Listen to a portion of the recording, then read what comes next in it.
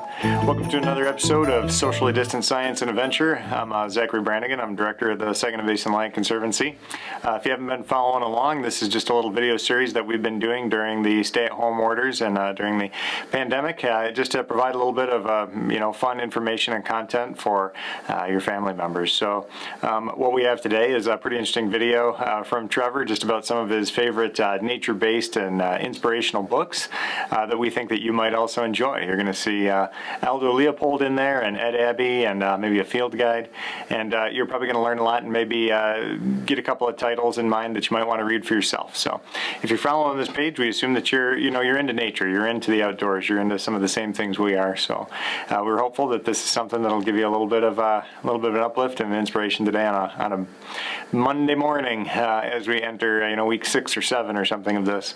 If you haven't been following along, we do have I think this might be our 15th video in this series, 14th video, but you're going to find everything in there from learning about pollinators to Isle Royal to backyard composting, gardening, to photography, and we've got a few more in the bag. We'll keep cranking these things out as long as we're stuck in our basements and our houses and working from home. So I hope all's well and that you are safe and sound. And also, if you're watching this fresh and new, May 5th, 2020, in a few days, that's next Wednesday, you'll find that's the Give Local Bay Day, and we hope that you show your appreciation for these videos by making a contribution to the Saginaw Basin Land Conservancy through that Give Local Bay portal with the Bay Area Community Foundation. So keep following our page and you'll definitely see some content coming up about that. And we appreciate your support and your enthusiasm for this video series. Thank you very much, and we will talk to you in the next one.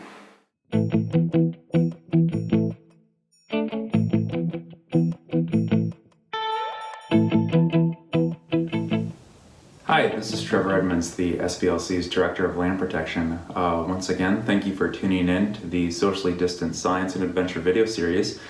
I hope you're well, hope you're staying safe with your loved ones. Today I wanted to do something a little different. The other videos I've done up to this point have been about various topics that have been taped outside, but today I wanted to talk about something that is a little closer to home, something that you can do indoors with the time that we have, staying home and staying safe. And that topic is reading. Now, a lot of us that are home these days do have the time to do a bit more of this. It's something you always hear people say, like, if I just had the time, to get more reading done, I'd really like to tuck into a few books that have been on my list. So we definitely have ample opportunity for that now. And I just wanted to take this time to spend a few minutes and talk about some books that I really enjoy, provide some book recommendations and a little bit of information in regards to resources and how to perhaps come across these books or others, and let you take it from there. So the first book I wanted to highlight today is by a gentleman named Aldo Leopold, and the name of the book is Sand County Almanac. And I actually first came across this book when I was attending Northern Michigan University. A professor of mine, a gentleman named Ronald Sundell, recommended this book to me when I was in a environmental policy class. And it's a really great example of preeminent nature writing in the United States. Aldo Leopold was a conservationist. He worked a lot of different jobs prior to writing this book. He worked for the Forest Service. He was originally from Iowa, but spent a lot of time all around the country, out west in New Mexico and Montana, and then ultimately really kind of put his roots down in the state of Wisconsin, which is where the Sand County happens to be and where his residence was, his homestead, where a lot of these nature observations were authored. Aldo Leopold is a very important figure in the world of land conservation, specifically for land trust and land conservancies, because of his principles regarding land ethic and how we manage habitat for wildlife and for a diversity of species, and how all those species interact with each other and create basically a really sound ecological system. So this book is really great in terms of just documenting one man's particular observations on the land that he took care of, and throughout the year. So you really get a good sense of like how things change throughout the season, how plants benefit animals and everything. And it's just a really great book, and really poetic, but also very detailed in terms of the knowledge documented here. Aldo Leopold has written some other books as well, more pertaining to wildlife management and topics of that nature. But as far as a first step into his literary world, I can't recommend this book enough. It definitely informed, my career trajectory in terms of ultimately working for the Conservancy, and it was definitely a pivotal piece of reading for me at a younger age. So this is one I highly recommend. And kind of in a somewhat similar vein, a book that I ended up reading after Leopold's Sand County Almanac was a book entitled Desert Solitaire, which is written by a gentleman named Edward Abbey. And Edward Abbey was probably first and foremost an author, but on top of this, definitely an environmentalist. He worked a number of stints for the National Park Service, as a fire watch, as a seasonal park ranger. And this book in particular actually documents his time that he spent at, at the time, what was Arches National Monument in the summers of 1956 and 1957, prior to it becoming a national park in 1971. This is as great a document as any, detailing the desert landscape and specifically kind of the high desert landscape of the southwestern United States. Kind of like in a similar vein to Aldo Leopold's writings, it has very detailed accounts of the features of the land, the way that plants and animals interact with each other, and then also a bit of his own take on what was happening in the Park Service at the time, where more of the parks were being developed, roads were being implemented, and things like that. So there's a lot of his own personal views on environmentalism that are sprinkled throughout. But as far as a really good take on a landscape, and from someone that really knows it and has spent a lot of time there, I can't recommend this book enough as well. He has a number of other books that are really great reading if you're interested in things from a more environmentalist view, but this is a great starting point. That proved to be the case for me, and I've since launched into reading some of his other books after first being turned on to this by a friend a little over 10 years ago. So yes, Edward Abbey's Desert Solitaire is a solid read.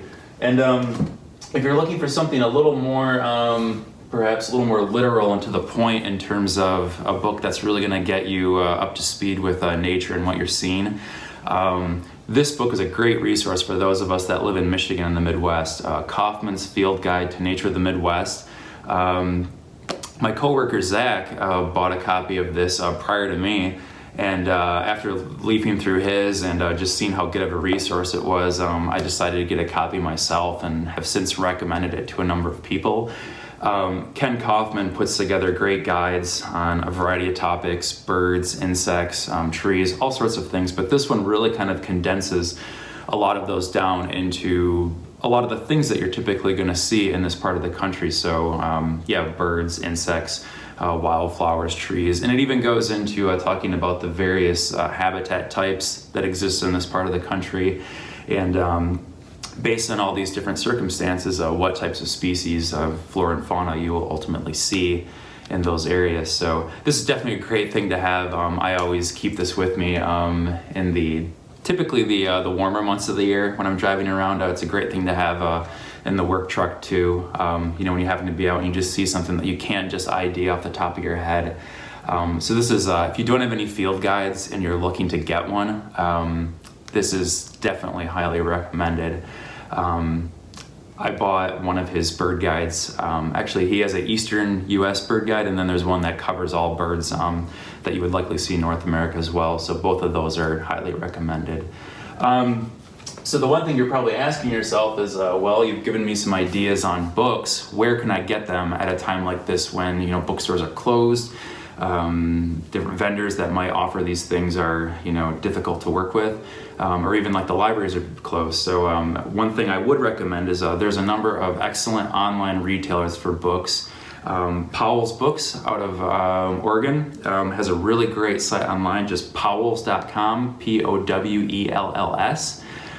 They have a really great search bar to look up any title, whether it's a specific title, author, subject, and they are doing online orders. And then even within our own state, Literati Bookstore out of Ann Arbor has a similar process where you can look up books online and order them and for shipment right to your own home.